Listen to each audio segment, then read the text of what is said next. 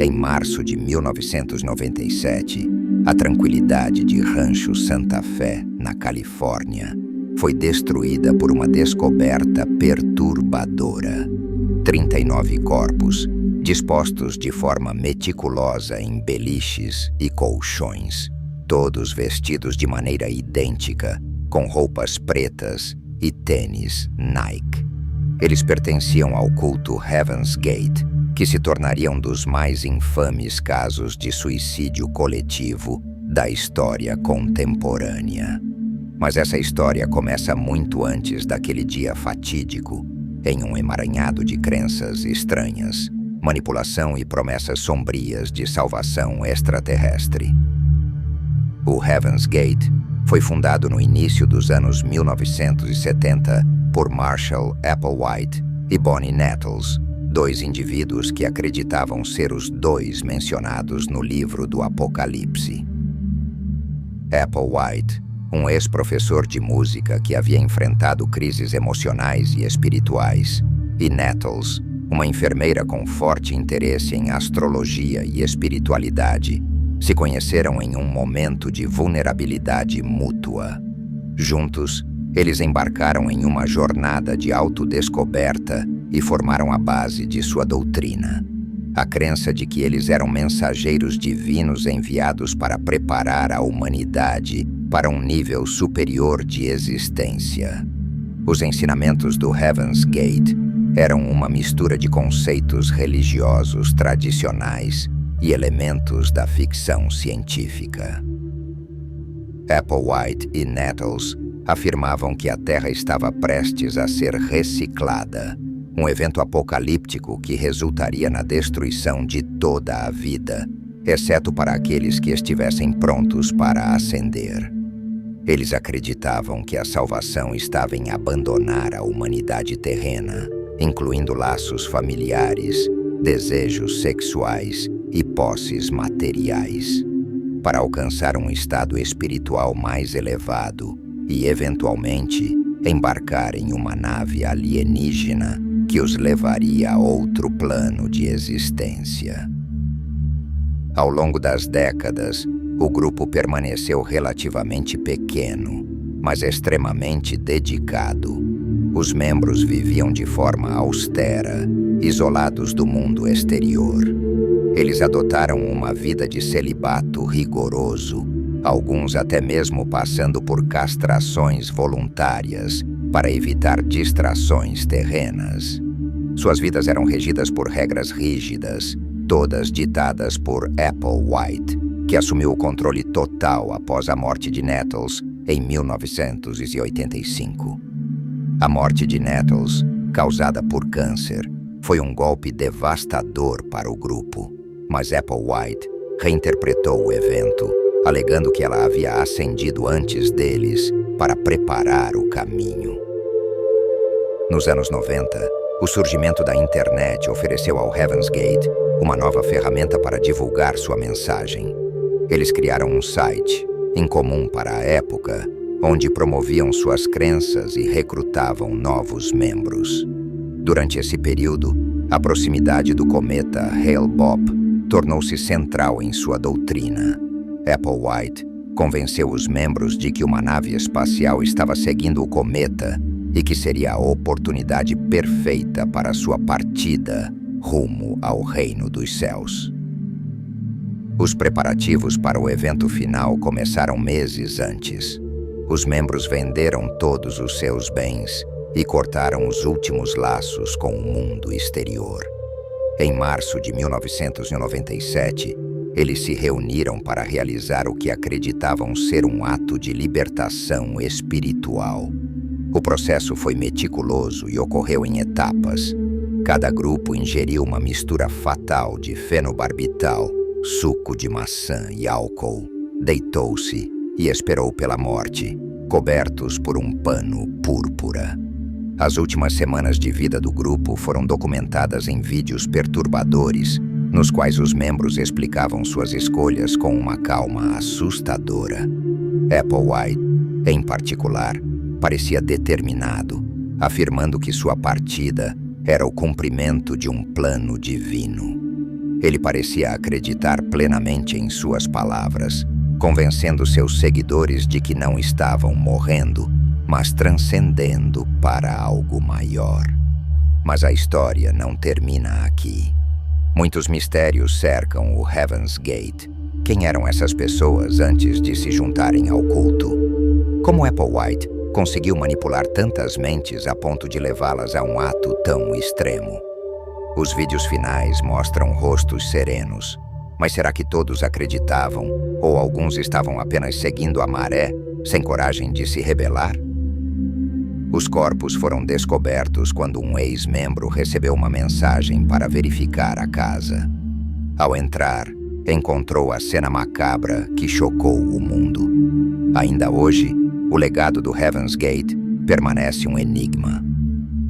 Sobreviventes e ex-membros continuam a lutar contra os traumas do passado, enquanto investigadores buscam entender o poder de persuasão por trás de Marshall Applewhite. E a maior pergunta persiste: o que leva seres humanos comuns a acreditar tão profundamente em algo tão radical? O Heaven's Gate não era apenas um culto, mas um microcosmo de como o desespero humano, combinado com carisma manipulador e crenças inusitadas, pode levar ao limite do inimaginável. A jornada até o momento fatídico de março de 1997 foi marcada por eventos que revelam como Applewhite construiu, peça por peça, a lealdade absoluta de seus seguidores, tornando a tragédia inevitável. Para entender a profundidade do controle exercido pelo líder do grupo, precisamos mergulhar em suas estratégias, no comportamento dos membros e na transformação de uma crença bizarra em uma realidade aceita por todos. Applewhite era um homem que, antes de fundar o culto, enfrentava um conflito interno devastador. Ele cresceu no Texas, filho de um ministro presbiteriano, e era visto como um jovem promissor, talentoso e carismático.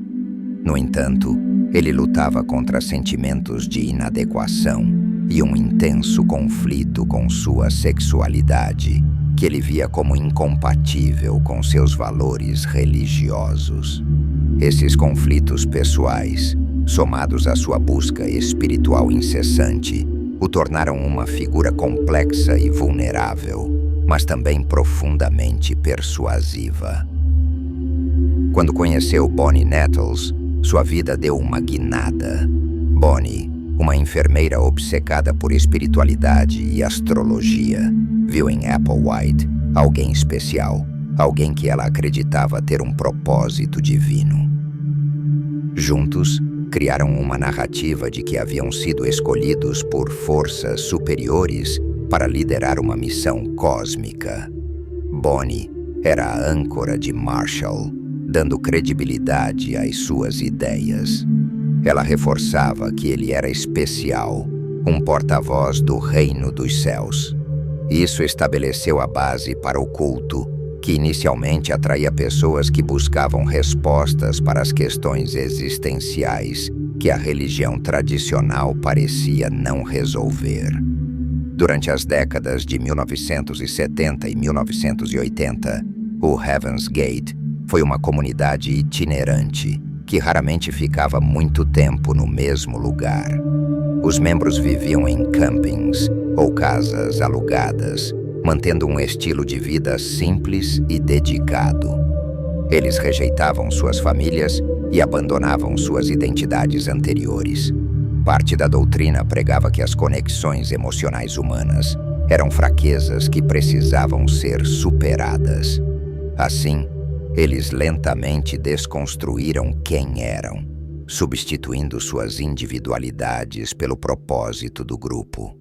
O controle que Applewhite exercia sobre seus seguidores era total. Ele utilizava uma combinação de doutrinação, isolamento e manipulação emocional.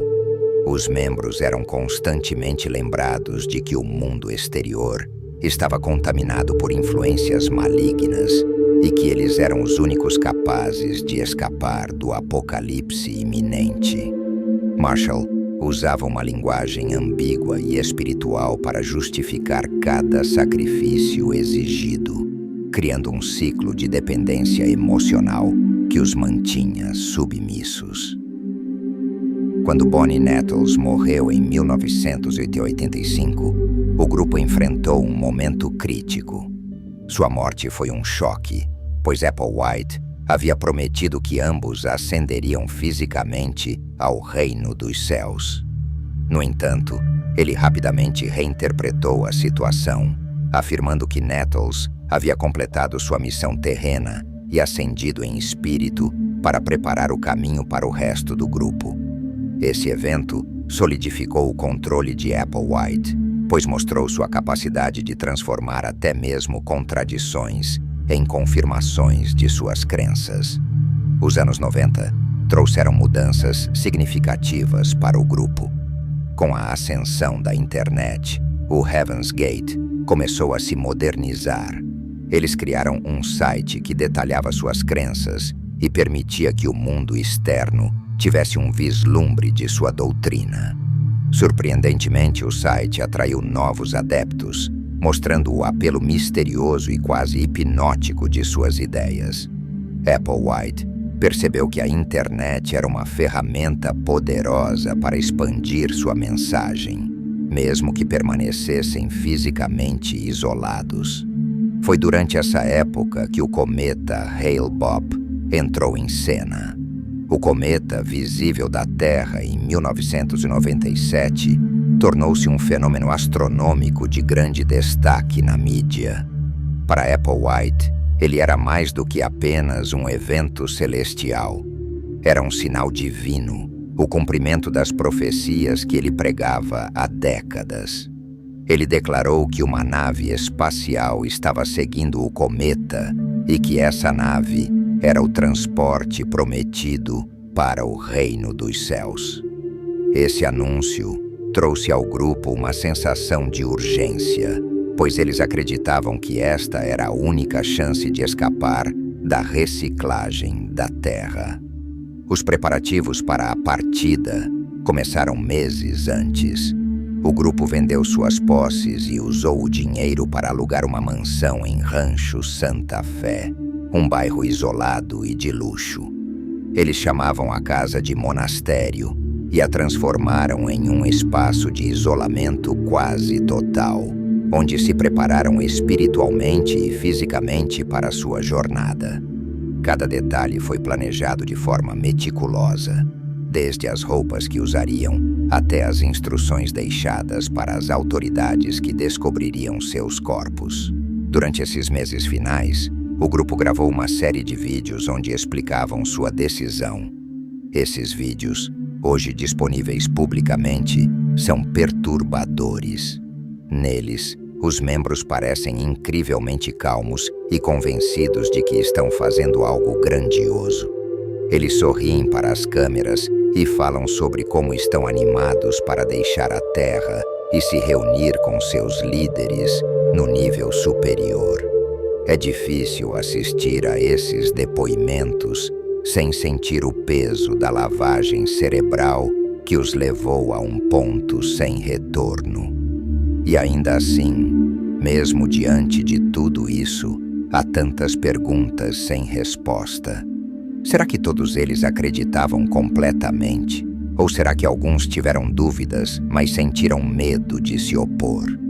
Como é que pessoas de origens tão diferentes, desde jovens em busca de propósito, até adultos mais velhos com carreiras estabelecidas, acabaram juntos em um destino tão trágico? A história ainda não acabou.